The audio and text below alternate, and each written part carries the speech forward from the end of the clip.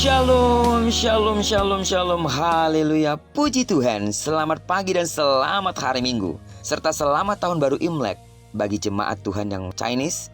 Kiranya Tuhan akan terus melimpahkan berkat-Nya di tahun ini.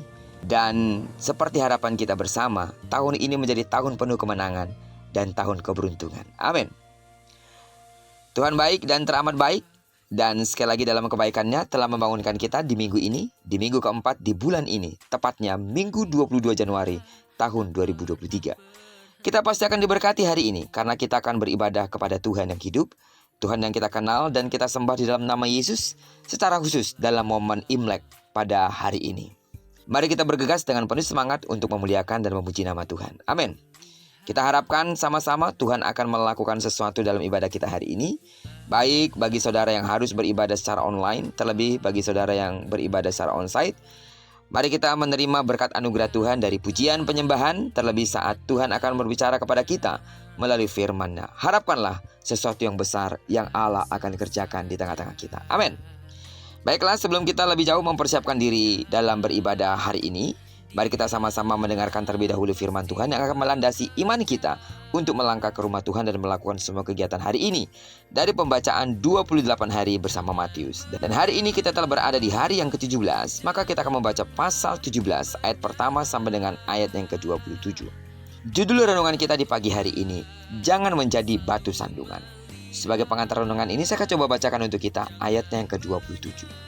Tetapi supaya jangan kita menjadi batu sandungan bagi mereka, pergilah memancing ke danau.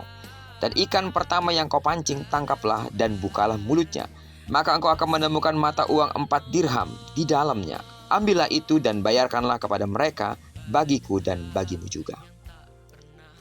Siapapun yang mengakui dirinya sebagai orang Kristen harus menunjukkan sikap yang menjadi contoh, menjadi teladan yang baik bagi semua orang dalam segala bidang kehidupan.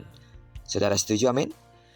Dalam pembacaan kita hari ini, Yesus menunjukkan sikapnya yang menaati kehendak Bapa serta menaati peraturan hukum agamawi.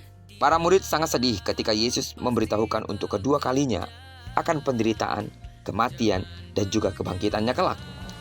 Ia akan mengalami kematian oleh tangan manusia demi melakukan kehendak Allah. Ketika berada di Kapernaum, pemungut bea bait Allah menanyakan tentang bea yang seharusnya dibayarkan setiap tahun oleh orang-orang Yahudi. Peraturan seperti itu diteruskan oleh umat Yahudi hingga pada zaman Yesus. Dan Yesus adalah pemilik bait Allah dan seharusnya ia tidak perlu membayar pajak.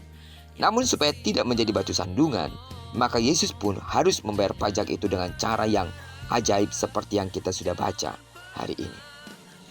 Apa yang Yesus lakukan menunjukkan ketaatannya terhadap otoritas. Pertama-tama otoritas Allah. Yesus dengan taat menyerahkan dirinya mati di tangan orang berdosa. Yang kedua, otoritas dunia. Yesus tetap membayar bea atau pajak. Ketika Yesus hadir ke dalam dunia, maka ia juga berada di bawah hukum yang ada di dalam dunia. Dalam hal ini, peraturan agama Yahudi. Yesus mengajarkan bagaimana bersikap taat agar tidak menjadi batu sandungan demi kebaikan semua orang. Sidang jemaat Tuhan, hidup kita selalu berada di bawah otoritas, baik di bawah otoritas Allah, di bawah otoritas manusia atau seseorang, di bawah otoritas peraturan agama, undang-undang negara, maupun otoritas lainnya. Dan Yesus memberikan keteladanan bagi kita tentang bagaimana menaati peraturan yang ada. Sekalipun Yesus sendiri jauh lebih tinggi dari semua hukum agama dan peraturan manusia. Sebab Dia adalah Allah. Karena itu, lewat perenungan kita pada pagi hari ini, marilah kita menjadi saksi Kristus dengan menjadi pribadi yang taat sehingga hidup kita tidak menjadi batu sandungan bagi orang lain, melainkan menjadi teladan dan mencerminkan Kristus di dalam kita. Amin. Belajarlah untuk patuh pada sebuah aturan. Belajarlah untuk patuh pada setiap undang-undang yang ada di sekitar kita. Sebagai wujud kita mengasihi Allah dan kita mengasihi sesama kita. Dengan demikian terciptalah kehidupan yang damai antara satu dengan yang lain. Sebab firman-Nya juga berkata, kita harus mengasihi sesama kita seperti kita mengasihi diri kita sendiri. Belajar untuk taat dan patuh kepada hukum pemerintah. Belajar untuk taat pada hukum apa yang ada di sekitar kita. Terlebih taat kepada hukum-hukum Allah. Dan salah satu wujud ketaatan kita sebagai orang-orang percaya setiap hari Minggu. Mari datang beribadah kepada Tuhan. Jangan jadi batu sandungan pada orang lain.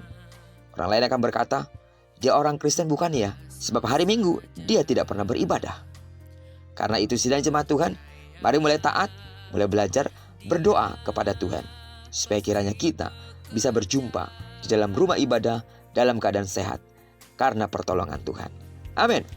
Doaku bagi seluruh sidang jemaat Tuhan yang akan datang ke rumah Tuhan, kasih karunia Allah melimpah dalam dirimu. Perjalananmu akan ditolong dan ditopang oleh Tuhan sampai di rumah Tuhan. Dan seluruh kegiatan kita, terlebih beberapa sidang jemaat Tuhan yang merayakan Imlek hari ini, mungkin akan ada kunjungan-kunjungan keluarga atau kumpul bersama dengan keluarga. Dimanapun keluarga saudara berada atau dimanapun saudara akan pergi mengunjungi keluarga saudara, maka di sana kemurahan dan kemuliaan, damai sejahtera, sukacita melimpah di dalam anggota keluarga saudara. Amin. Diberkatilah sidang jemaat Tuhan yang akan ambil bagian dalam pelayanan hari ini. Kasih karunia Allah dan pengurapan yang luar biasa itu melimpah di dalam hidupmu hari ini. Doaku pada hari ini ibadah kita akan menjadi sebuah ibadah yang sangat berkesan karena kita berjumpa secara pribadi dengan Tuhan. Amin. Diberkatilah kita sepanjang hari ini, digenapi firman yang telah berjanji bahwa apa yang dikerjakan tangan kanan tangan kiri kita dibuatnya berhasil. Dan diberkati kita bersama dengan orang-orang yang kita kasihi, serta bersama dengan orang-orang yang kita cintai dimanapun mereka berada. Terpujilah nama Tuhan. Selamat hari Minggu. Shalom.